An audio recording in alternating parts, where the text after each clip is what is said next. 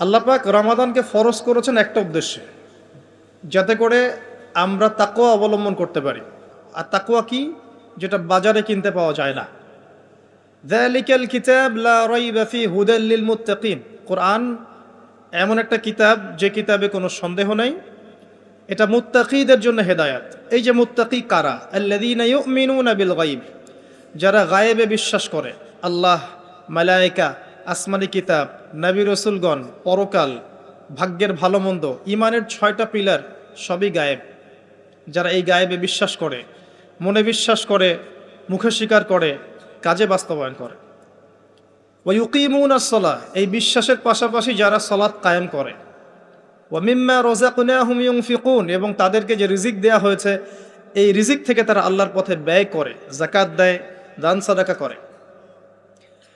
এবং মুহাম্মদ সাল্লাল্লাহু আলাইহি ওয়াসাল্লামের কাছে যা নাজিল করা হয়েছে, এই কিতাব আল কোরআন এবং এর পূর্ববর্তী কিতাবগুলোর প্রতিও তারা ঈমান রাখে, বিশ্বাস রাখে।